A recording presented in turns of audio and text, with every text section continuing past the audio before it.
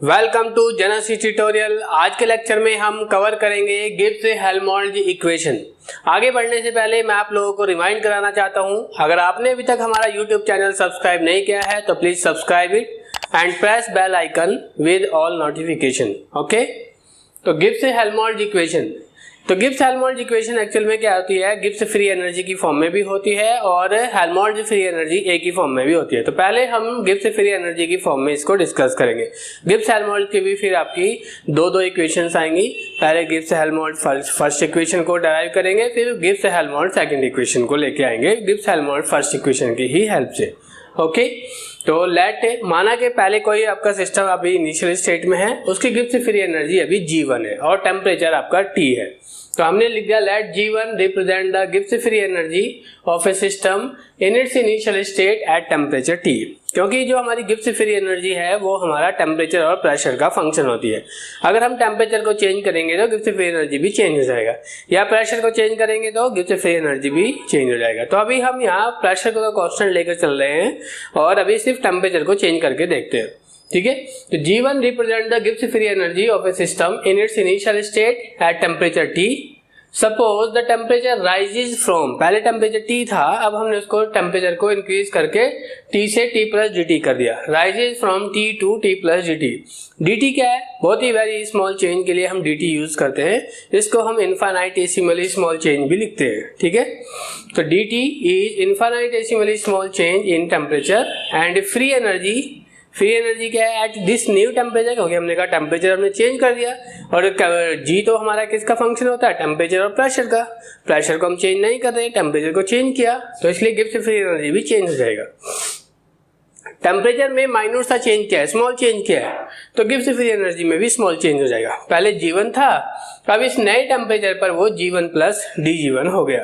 तो क्या हो गया, Gibbs free energy at new temperature is G1 plus DG1। ये सब कुछ कहाँ चल रहा था हमारा, अभी इनिशियल स्टेट में। ठीक है, now suppose that when the system is in the final state. अब सपोज करो कुछ हमने सिस्टम में कुछ किया जिससे वो अपनी फाइनल स्टेट में आ गया।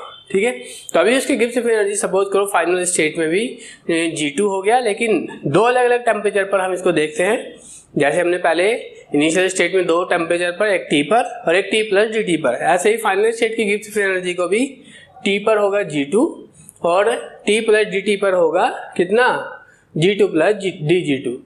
It's free energy is given by G2 at temperature T and G2 plus DG2 at new temperature T plus dt। और अभी हमने प्रेशर में कोई चेंज नहीं किया, तो हमने लिख दिया एट ए कांस्टेंट P। ठीक है, ये हमने थर्मोडायनेमिक स्क्वायर में पढ़ा था, ये थर्मोडायनेमिक स्क्वायर है, इससे हम dg का रिलेशन लिखते हैं, dg equals to VdP minus HdT। अगर आपने हमारा वो लेक्चर नहीं देखा है तो प्लीज उसको जरूर देखिए, इससे आपको पता चल जाएगा कैसे हमारा dg का रिलेशन VdP माइनस HdT आता है। तो अभी हम सब कुछ लेकर चल रहे थे कांस्टेंट प्रेशर पर, तो हमने कांस्टेंट P किया। कांस्टेंट P पर क्या होता है, चेंज इन प्रेशर dP का वैल्यू 0 हो जाता है। अगर dP 0 हो गया तो ये पूरा टर्म ही हमारा 0 हो जाएगा, क्योंकि dP इक्वल टू यहाँ पर हुआ 0, पूरा टर्म हमारा 0 हो गया। पूरा टर्म 0 हो गया तो अब हमारे पास dg इक्वल्स टू माइनस का HdT रह जाएगा कांस्टेंट P पर। फॉर इनिशियल स्टेट, अगर हमने इनिशियल स्टेट के लिए हमने 1 यूज कर रहे थे, तो मैंने इसी एक्सप्रेशन को इनिशियल स्टेट के लिए dg1 इक्वल्स टू माइनस का S1 dt कर दिया। सेम यही एक्सप्रेशन में फाइनल स्टेट के लिए dg2 इक्वल्स टू, dg क्या है, change in Gibbs free energy. Initial state में पहली जो Gibbs free energy T temperature पर थी वो थी G1 और फिर T प्लस dt टेम्परेचर पर थी G1 प्लस DG1। तो change in Gibbs free energy का वैल्यू क्या आया, फाइनल माइनस इनिशियल से G1 plus DG1 minus G1। तो G1 से G1 तो कैंसिल हो गया, सिर्फ DG1 बचा। सेम ऐसे ही फाइनल स्टेट के लिए निकाला, dg2 इक्वल्स टू माइनस के S2 dt। इसको हमने इक्वेशन 1 किया और इसको इक्वेशन नंबर 2 किया। ओके, अब हम आते हैं इसमें जो आपका S1 और S2 आ रहा है, S1 and S2 are entropies of the system. ये सिस्टम की एंट्रोपी है, जब सिस्टम आपका इनिशियल स्टेट में है और जब सिस्टम हमारा फाइनल स्टेट में है respectively. Then the change in Gibbs free energy will be, change in Gibbs free energy कितना आएगा, फाइनल स्टेट का dg2 चेंज आया, माइनस इनिशियल स्टेट का dg1 आया, dg2 का वैल्यू था माइनस के S2 dt, फिर माइनस dg1 का वैल्यू कितना था, माइनस के S1 dt। यहाँ दोनों से एक तो माइनस का साइन हमने कॉमन ले लिया और एक dt कॉमन ले लिया, दोनों में dt आ रहा है, तो इनिशियल इससे यहाँ से क्या बचेगा, माइनस बाहर हो गया था तो S2 बचेगा, इसका भी माइनस यहाँ कॉमन होकर बाहर आ गया तो ओनली माइनस S1 बचेगा। तो यहाँ से S2 माइनस S1 आया इंटू dt। तो G2 यहाँ से दोनों से हमने D को कॉमन लेकर G2 माइनस G1 कर दिया, और G2 minus G1 final minus initial ये होता है हमारा डेल्टा G के बराबर, तो हमने इसको D डेल्टा G कर दिया। इधर से भी S2 माइनस S1 को डेल्टा S लिख सकते हैं, minus delta S into dt कर दिया, और ये सब कुछ चल रहा है कांस्टेंट प्रेशर पर, ठीक है।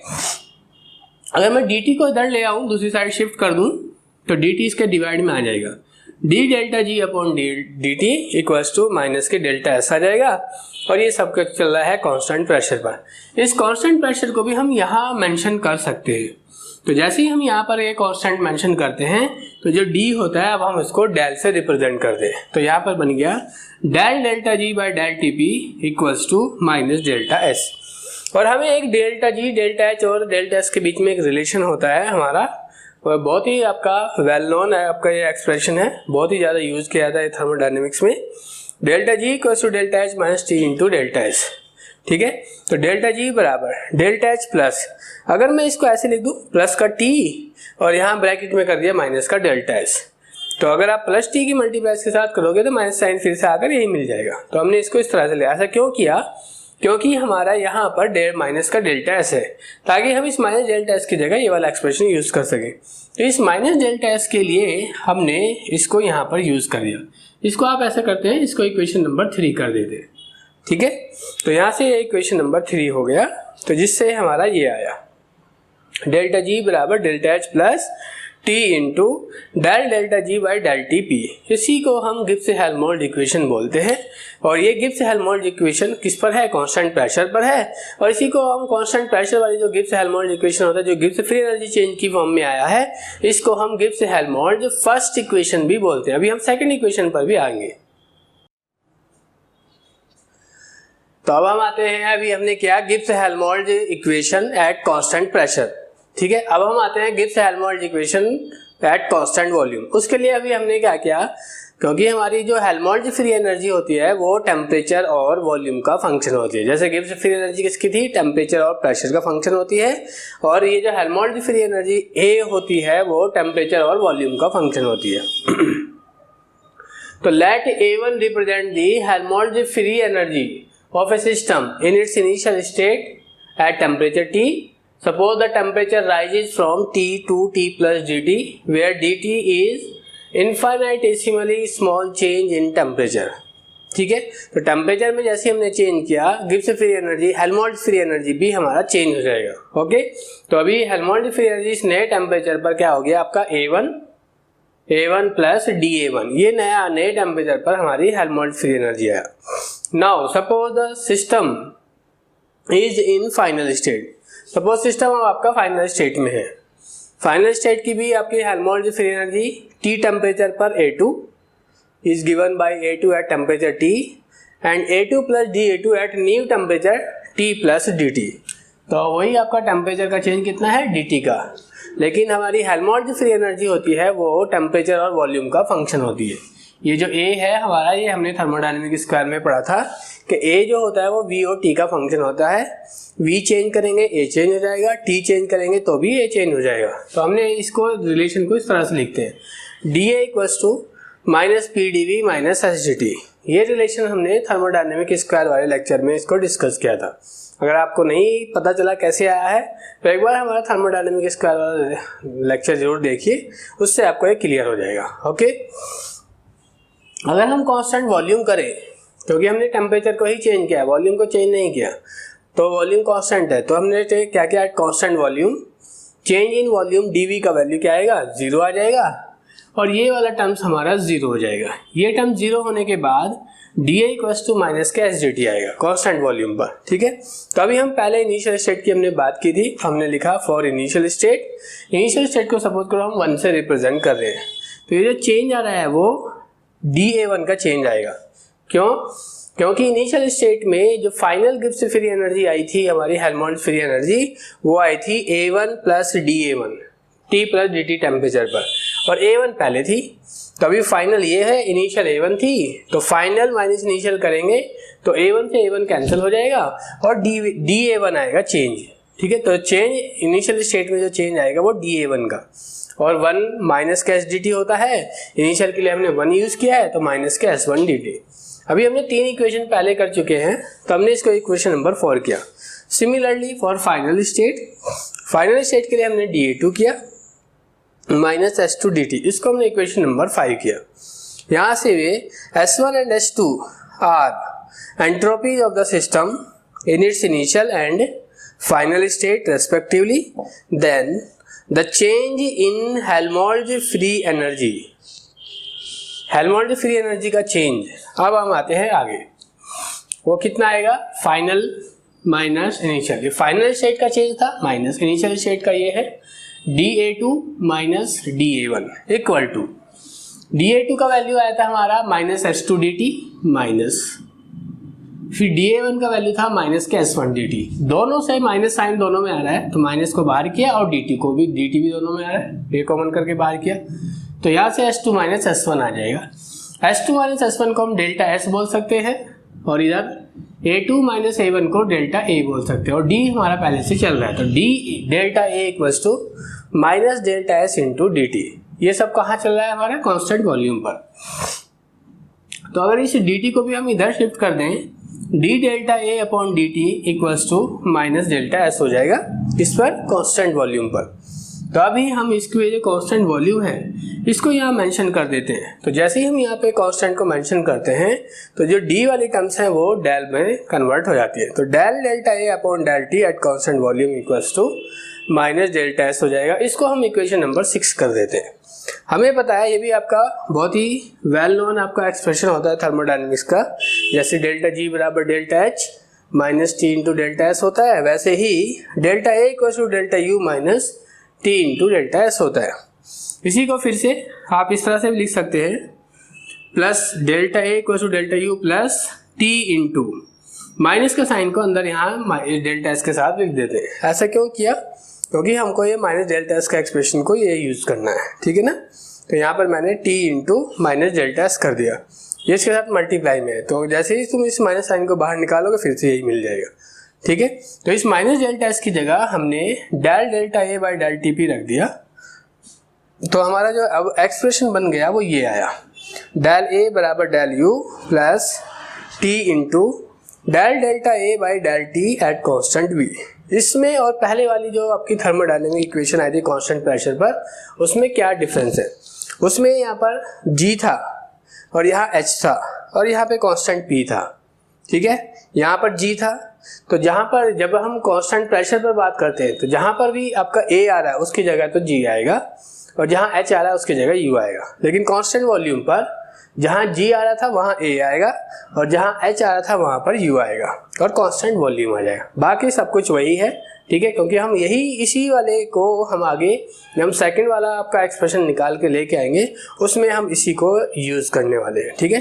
तो this equation is also known as Gibbs Helmholtz first equation. किस पर है ये, वो पहले वाली थी कांस्टेंट प्रेशर पर और ये है कांस्टेंट वॉल्यूम पर, और सिंपली भी हम इसको ऐसे ही बोलते हैं, Gibbs Helmholtz equation at a constant volume, okay. तो अब आते हैं हम फ्रॉम इक्वेशन 3, अभी पीछे किया था हमने इक्वेशन 3, डी डेल्टा जी बराबर minus delta S into D T, ये आया था हमारा, किस पर आया था ये, कांस्टेंट प्रेशर पर। तो कांस्टेंट पी पर हमारा ये वाला इक्वेशन फ्रॉम इक्वेशन नंबर 3 से आया था। पीछे अभी हम 6 इक्वेशन कर चुके हैं, उनमें जो कांस्टेंट प्रेशर वाला जब हम गिब्स फ्री एनर्जी की फॉर्म में लिख रहे थे तो हमारा थर्ड इक्वेशन ये आया था, डी डेल्टा जी बराबर minus delta S into D T constant P पर, dividing and multiplying by T on both side, दोनों साइड में टी से मल्टीप्लाई और टी से डिवाइड किया। तो देखो डी डेल्टा जी था, मैंने टी से मल्टीप्लाई टी से डिवाइड किया, यहाँ पर माइनस डेल्टा एस था, टी से मल्टीप्लाई टी से डिवाइड, और डी टी को मैंने एज इट इज रखा जो था, ठीक है। अब हम क्या करते हैं, इस टी को सिर्फ इसके नीचे रख देते हैं, तो ये बनेगा टी इंटू डी डेल्टा जी अपॉन टी, इधर से टी इंटू डेल्टा एस हुआ था, हमने पीछे पढ़ा है डी क्यू बराबर टी डी एस होता है और डेल्टा क्यू बराबर टी इंटू डेल्टा एस होता है। तो ये टी इंटू डेल्टा एस था, मैंने इसको डेल्टा क्यू लिख दिया, ठीक है। नीचे अपॉन टी चल रहा था इंटू डी टी, इस वाले t को भी हमने इधर शिफ्ट कर दिया और इस dt को हमने इधर शिफ्ट कर दिया। तो dt इधर आ गया डिवाइड में, ये t इधर आ गया डिवाइड में, तो t पहले से था, t वहां से आ गया, तो t स्क्वायर बन गया। ओके, तो d delta g upon t upon dt equals to minus delta q upon t square constant p पर।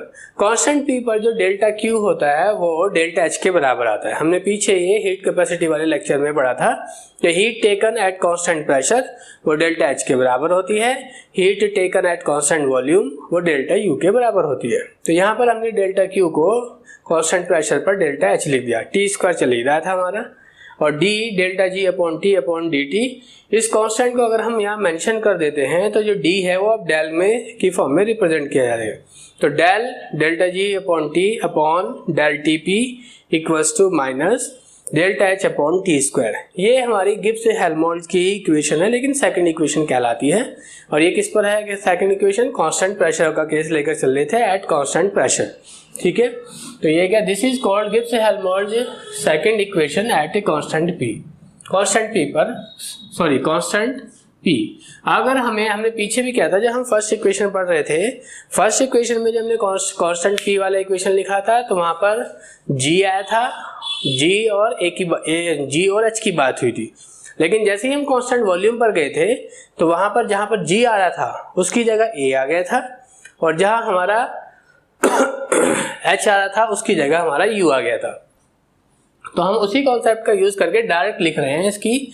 तो अभी हमारा था ये d delta g upon t upon dt at constant p। तो मैंने यहाँ g आ रहा है उसकी जगह a कर दिया, del delta a upon t upon del t, p की जगह v कर दिया, और जहाँ डेल्टा h आ रहा था उसकी जगह डेल्टा u कर दिया। तो ये हमारी गिब्स हेल्महोल्ट्ज सेकंड इक्वेशन हो गई किस पर, कांस्टेंट वॉल्यूम पर। तो इस तरह से हमारा गिब्स हेल्महोल्ट्ज इक्वेशन वाला ये आपका टॉपिक कंप्लीट हुआ।